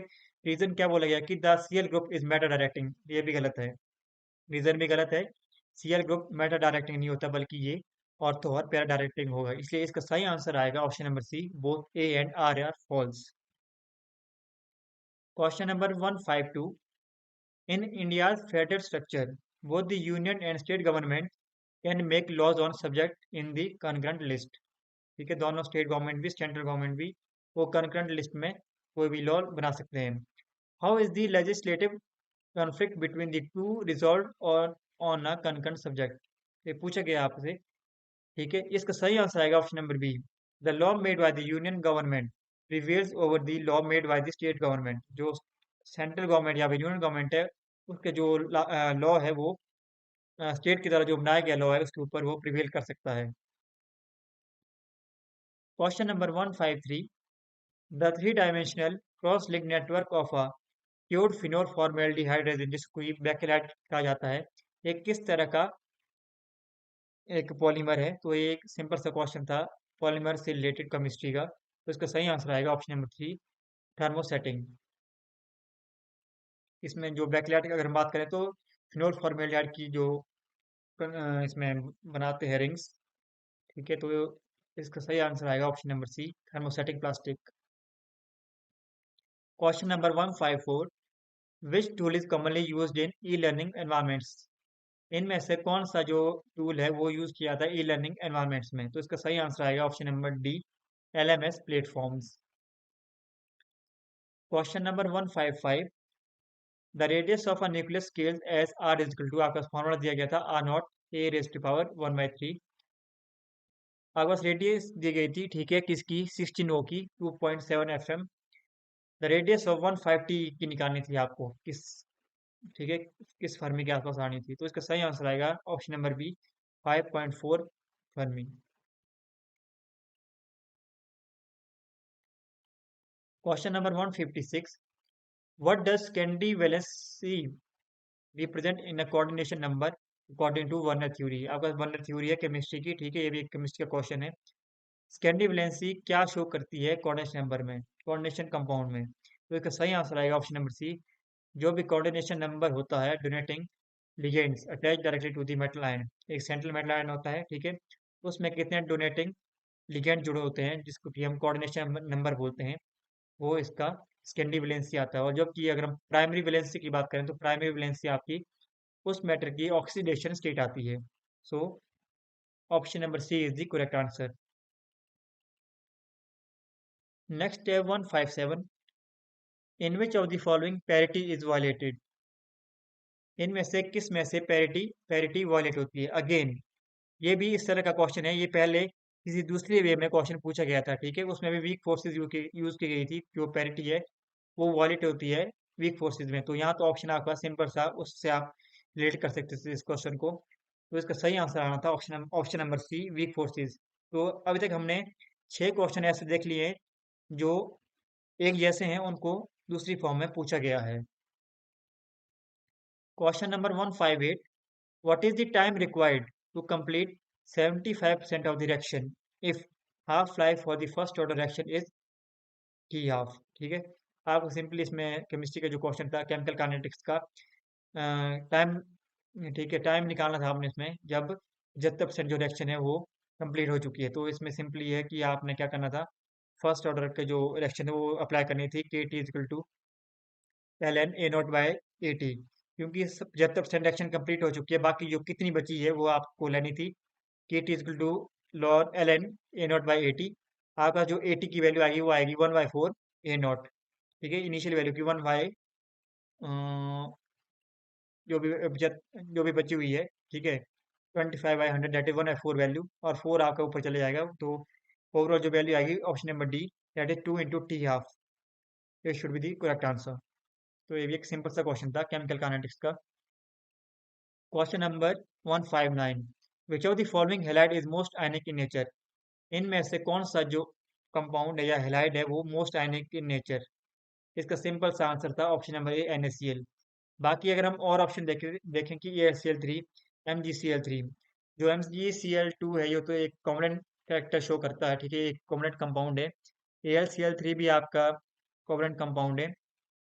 जबकि LiCl और NaCl में, क्योंकि जो NaCl है इनकी जो साइज की अगर हम बात करें तो ऑलमोस्ट सिमिलर सिमिलर है, इसलिए आयनिक जो आयनिक नेचर इनका मोस्ट है।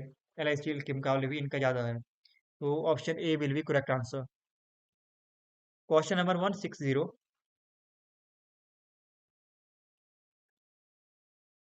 How does ICT support professional development in education?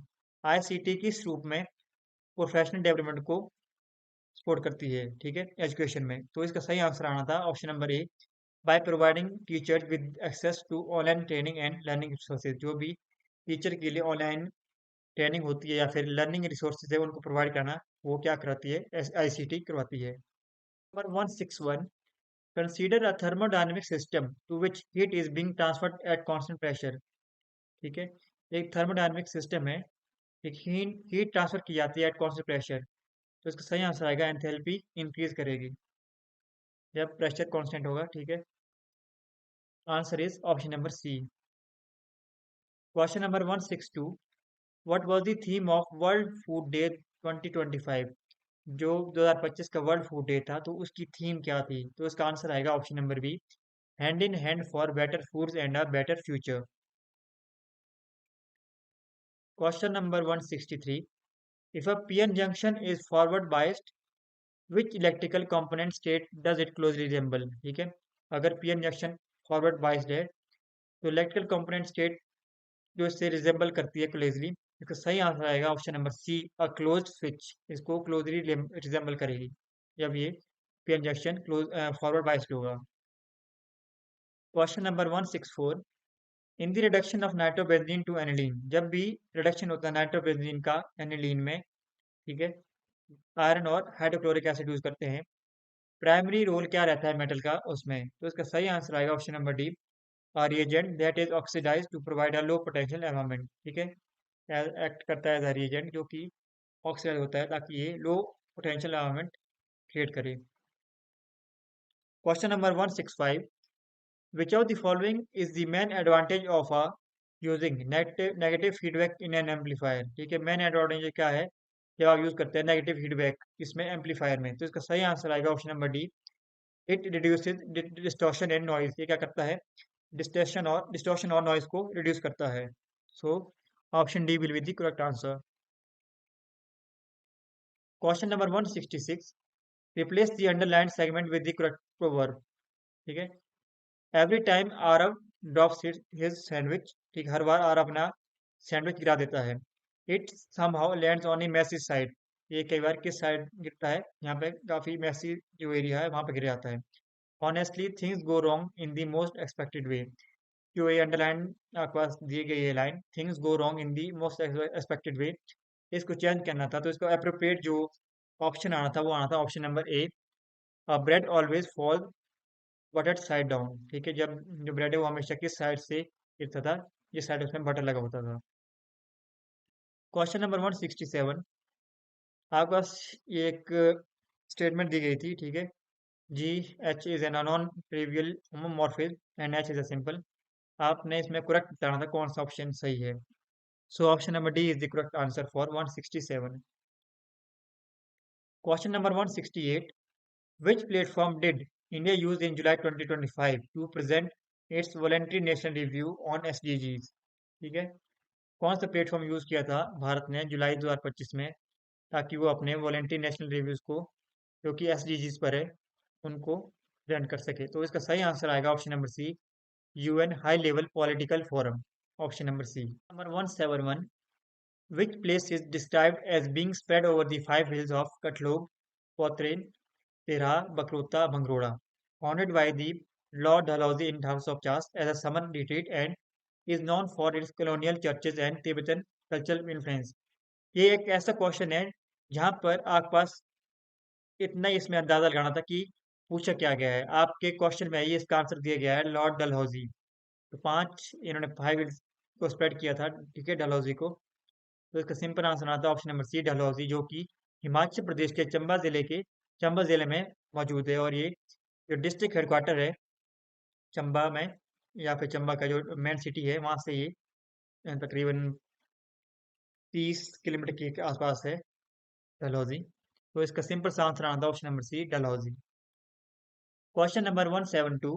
The splitting of normal mode frequencies in coupled oscillator occurs due to, जो स्प्लिटिंग होती है किसी भी नॉर्मल मोड ऑफ फ्रीक्वेंसी में, इन किस में, कपल्ड ऑसिलेटर में, वो किस वजह से होती है? तो इसका सही आंसर आएगा option number A, coupling strength. Coupling strength की वजह से स्प्लिटिंग होती है। Question number 173, when a solution is slowly cooled to its freezing point, the pure solvent crystallize out होता है पहले, ठीक है। According to thermodynamic phase equilibrium what must be the true about the chemical potential? तो इसका सही answer आएगा option number ए, solvent का जो केमिकल पोटेंशियल होता है is equal to solid, liquid का जो पोटेंशियल होता है is equal to chemical potential of solid. Option number A is the correct answer. Question number 174, which who among the following gave the VARK model of learning? इनमें से किसने VARK model को दिया था? इसका सही आंसर आएगा ऑप्शन नंबर डी, नील Fleming. Question number 175, आपके पास एक फर्स्ट ऑर्डर रिएक्शन दी गई है, A raise to power product, ठीक है, ए प्रोडक्ट को राइज करती है। The time required for the concentration of A, ठीक है, कितनी कंसंट्रेशन ए की रही होगी जब इसकी वैल्यू कितने में फॉल करी? वन थर्ड में, ठीक है, फ्रॉम इट्स इनिशियल वैल्यू। आपने क्या निकाला था इसमें? टाइम। अगेन सिंपल सा क्वेश्चन था फर्स्ट ऑर्डर रिएक्शन का, ठीक है। अगेन वही फॉर्मूला आपने इसमें लगाना था, k t is equal to log A naught by A T, ठीक है। इसमें क्या आपको दिया गया था?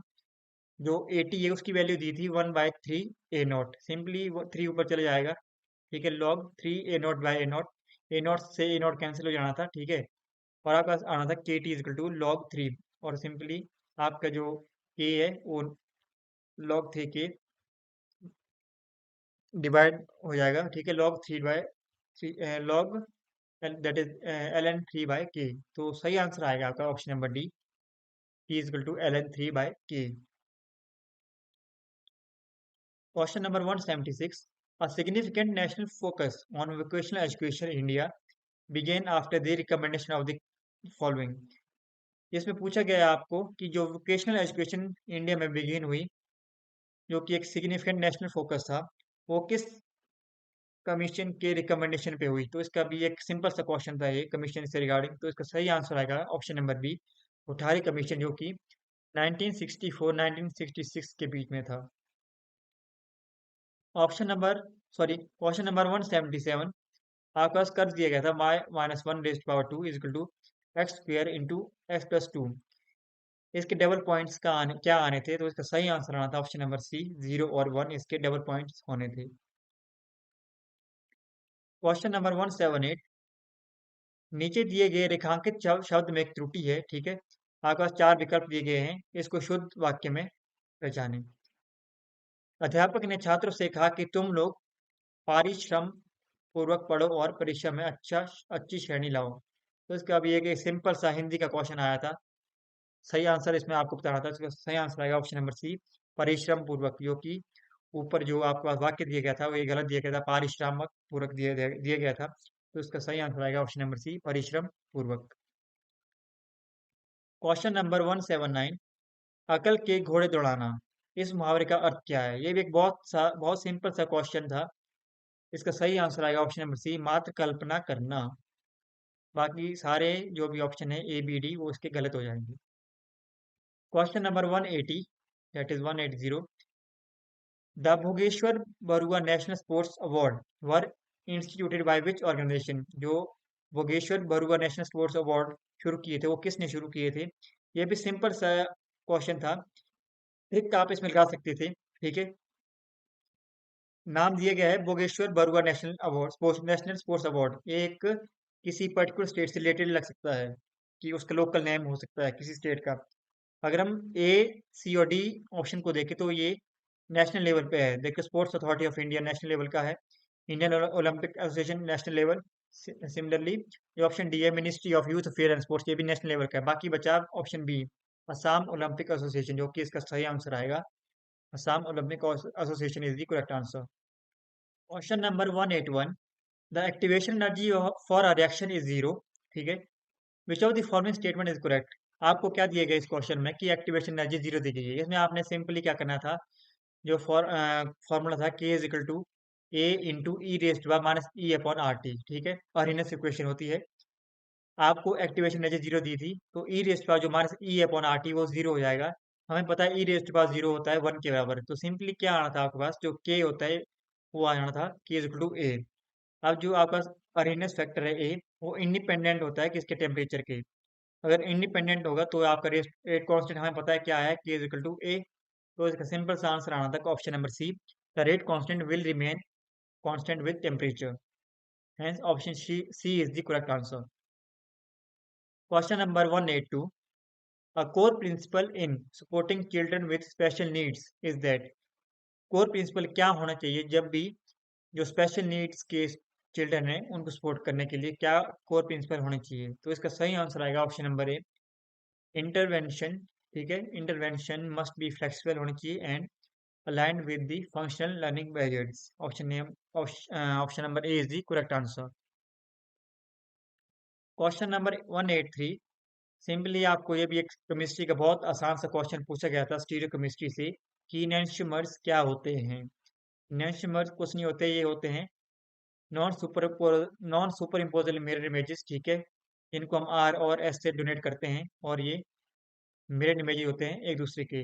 फॉर एग्जांपल आपके पास दो दो कंपाउंड है, एक का आर कॉन्फ़िगरेशन आ रहा है, दूसरे का एस आ रहा है, आर एस कॉन्फ़िगरेशन उनका है, तो वो आपका इनैंशियोमर ही आएगा। नेक्स्ट है 184, which p block hydride is a strong reducing agent and burns spontaneously in air। इसमें आपको बताना था कि इनमें से कौन सा p ब्लॉक जो हाइड्राइड है वो एक्ट करता है as a strong reducing agent और वो बर्न होता है स्पॉन्टेनियसली इन एयर। ठीक है, इसका सही आंसर आएगा option number B, silane SiH4।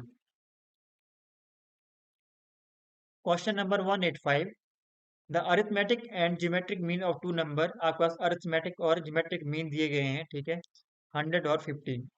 आपको इसमें क्या बताना था कि उनका हार्मोनिक मीन क्या आएगा। ये भी एक बहुत सिंपल सा क्वेश्चन दिया गया था। ठीक है, इसमें सही आंसर आएगा आपका ऑप्शन नंबर ए, 25। क्वेश्चन नंबर 186, आपके पास कंप्लीट इंटीग्रल दिया गया है, ठीक है, फर्स्ट ऑर्डर इसका, वो क्या आएगा, एक इक्वेशन दी गई है आपके पास, P plus Q equal to X Y. तो इसका सही आंसर आएगा option number D, Z is equal to C1x plus C2y minus X square Y divide by 2। So D will be the correct answer. Question number 187, consider the beta elimination of 2 bromo 2 methyl pentane. ठीक है, आपने किसने किसकी elimination करनी है, beta elimination करनी है आपने 2 ब्रोमो 2 मिथाइल पेंटेन की, किसके साथ, स्ट्रॉन्ग बल्क की बेस के साथ। तो आपने बताना है कि इसमें मेजर प्रोडक्ट क्या होगा। अब देखिए इसमें क्या है कि आपके पास स्ट्रॉन्ग बल्क की बेस दिया गया है, बेस इज दी बल्की। जब भी बल्क की बेस दिया जाता है तो ये जो हाइड्रोजन एब्स्ट्रक्शन करता है वो करता है जो कार्बन है ताकि जो लास्ट में आपका प्रोडक्ट बनता है वो लेस सब्स्टिट्यूटेड हो। ठीक है, तो हेंस ये क्या करेगा, जो आपका सबसे साइड में है जो कार्बन है उससे हाइड्रोजन को एब्स्ट्रैक्ट करेगा, तो आपका लेस सब्स्टिट्यूटेड वाला प्रोडक्ट बनेगा।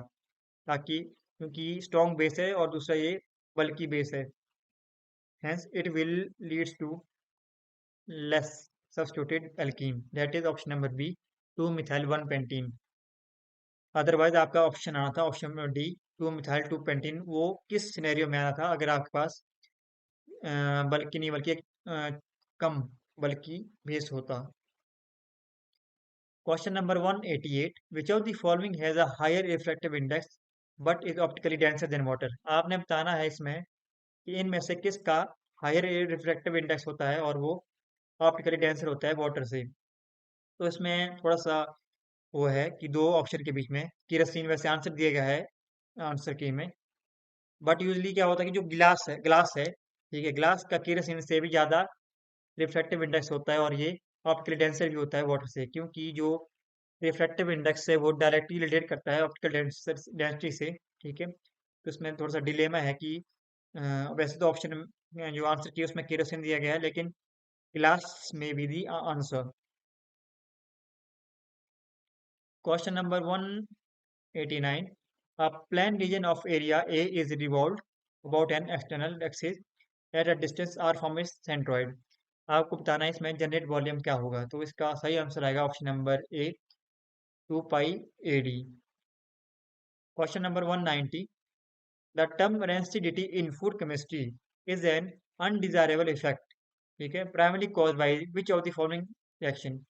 रेंसिडिटी किस वजह से होती है फूड केमिस्ट्री में? तो इसका ऑप्शन आएगा option number D, oxidation of fats and oil. Fats and oil की ऑक्सीडेशन की वजह से रेंसिडिटी होती है फूड केमिस्ट्री में। Number 191, for a system with total angular momentum operator J, आपने इगन वैल्यूज बतानी थी जे स्क्वायर के लिए। तो ये भी एक सिंपल सा क्वेश्चन आया था, इसका सही आंसर आएगा option number C, H square divide by 4 pi square J into J plus one, और जिसमें जे की वैल्यूज आएगी हाफ 1 3/2। वैसे ऑप्शन ए बी करेक्ट हो सकता था, लेकिन इसमें जे वैल्यूज दी गई है 0 1 2। अगर जे की वैल्यू जीरो कर दी तो ये ओवरऑल इक्वेशन ही जीरो आएगी, जो कि आंसर नहीं होता, ठीक है। इसलिए आपका सही जो ऑप्शन आना था वो है option number C. Question number 192, zinc and magnesium play vital metabolic roles because, उनका मेटाबॉलिक रोल क्या है जिंक और मैग्नीशियम का? तो इसका सही आंसर आएगा ऑप्शन नंबर डी। ये क्या करते हैं? एंजाइम स्ट्रक्चर को स्टेबलाइज करते हैं और रेगुलेट करते हैं catalytic activity in biochemical reaction. So option D is the correct answer. Question number 193, why is the Fermi surface of a metal important? Fermi surface क्यों इंपॉर्टेंट है? ठीक है, इसका सही आंसर आएगा, ये क्या करता है? It determines electrical and thermal properties. ये इलेक्ट्रिकल और थर्मल प्रॉपर्टीज को डिटर्मिन करता है। क्वेश्चन नंबर 194, आपके पास डिफरेंट कोड लैंग्वेजेस दी गई है, ठीक है, इसको आपने सॉल्व करना। तो आपने इसमें सिंपली क्या बताना था कि एच किस तरह से वाई से रिलेट करता है। तो ये भी एक सिंपल सा लॉजिक वाला क्वेश्चन था, इसमें ज़्यादा कुछ वो फंडा लगाने की जरूरत नहीं थी, तो ये आप इजीली कर सकते थे। तो इसका सही आंसर आएगा option number A, mother's mother, मतलब आपके ग्रैंड मदर या फिर ग्रैंड नानी बोल सकते हैं। Question number 195, the liquefaction of a gases at low temperature is primary due to, जो गैसेज की लिक्विफेक्शन होती है लो टेम्परेचर में, वो किस वजह से होती है? तो इसका सही आंसर आएगा option number B, strengthening of intermolecular attraction. तो ये सिंपल सा क्वेश्चन था केमिस्ट्री से रिलेटेड कि जब हम गैस को लिक्विफाई करते हैं लो टेम्परेचर में, तो जो मॉलिक्यूल्स है वो क्लोज आएंगे एक दूसरे के, जिसकी वजह से स्पेस भी, जो खाली स्पेस होगा वो कम होगा और डेंसर हो जाएंगे, ठीक है, जिससे उनमें स्ट्रेंथनिंग हो जाएगी उन मॉलिक्यूल के बीच में, और उन इंटरमॉलिक्यूलर इंटरेक्शन भी इंक्रीज हो जाएगी। So the correct answer will be option number B. Next आता है question number 196, how many operational airports presently provide air connectivity to Himachal? ठीक है, आपको बताना था हिमाचल में कितने एयरपोर्ट्स हैं जो कि एयर कनेक्टिविटी को प्रोवाइड कराते हैं। तो इसका सिंपल सा आंसर आना था ऑप्शन नंबर ए, 3। तीन ही एयरपोर्ट है हिमाचल में जो पब्लिक एयर कनेक्टिविटी करते हैं। पहला है भुंतर जो कि कुल्लू में है, ठीक है, कुल्लू डिस्ट्रिक्ट के अंतर्गत आता है और कुल्लू सिटी के पास है। दूसरा आता है गग्गल जो कि कांगड़ा में है। तीसरा आता है शिमला जो कि जोबड़ट्टी के पास है। तो ये option A is the correct answer. Question number 197, two identical dots A and B move relative to each other. ठीक है, दो आइडेंटिकल डॉट्स दी गई है आपके पास ए एंड बी, वो एक दूसरे के रिलेटिव चल रही हैं विद द स्पीड वी। आपने बताना है चार स्टेटमेंट्स दी गई है, इनमें से कौन सी सही है? तो इसका सही आंसर आएगा option number A, both A and B see each other as contracted. बाकी ऑप्शन जो भी आपके B and B C D है वो गलत हो जाएंगे, और option A will be the correct answer. Sorry. Next आपके पास जो तीन क्वेश्चन दिए गए हैं, ये पैसेज में दिए गए हैं, ठीक है, पैसेज एक ही पैसेज है, इसी से ही आपको तीन क्वेश्चन पूछे गए हैं। ये भी बहुत ही सिंपल, अगर मैं बोलूँ सिंपल क्वेश्चन पूछे गए थे आपसे। सिंपली आपका पैसेज पढ़ना था, ठीक है, तो इनसे ही आपको क्वेश्चन बनाए थे। ये आपका पैसेज है, तो आपको जो पहला क्वेश्चन पूछा गया था इसमें 198 क्वेश्चन, कि विच of the following is the fact mention in the passage, इनमें से कौन सा फैक्ट है जो कि पैसेज में, ठीक है, वो शो किया गया है? तो इसका सही आंसर आना था option number B, artificial intelligence क्या है? It can perform task more efficiently than human being. जो आर्टिफिशियल एआई जो अभी काफी प्रचलित है पूरे विश्व में, ये ह्यूमन बीइंग से मोर अप्रोप्रिएटली ये टास्क कर सकता है। नेक्स्ट 199 क्वेश्चन है, ठीक है, इसी पैसेज से रिलेटेड है। अगेन इसमें पूछा गया कि विच of the following interference can be drawn from the passage, कि हम कौन सा इन्फेरेंस जो है इस पासेज से देख सकते हैं। तो इसका सही आंसर आएगा option number B. Artificial intelligence should function under human judgement and control. जो आर्टिफिशियल इंटेलिजेंस आई है उसको ह्यूमन जजमेंट और उसके कंट्रोल में ही फंक्शन करना पड़ेगा। नेक्स्ट क्वेश्चन आता है क्वेश्चन नंबर 200, जो कि इसका लास्ट क्वेश्चन है।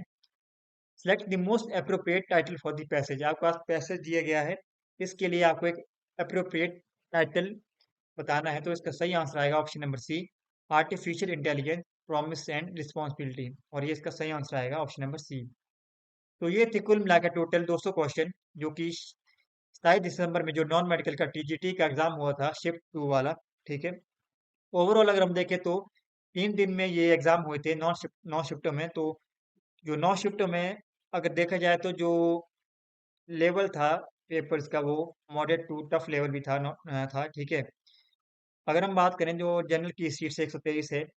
बाकी हम जब इसकी जो आंसर की आएगी या फिर आंसर की तो आ चुकी है। जब इसके जो नॉर्मलाइजेशन के बाद जो फाइनल कट ऑफ आएगी किस तरह से रहती है, बाकी वो देखने लायक होगी। Thank you.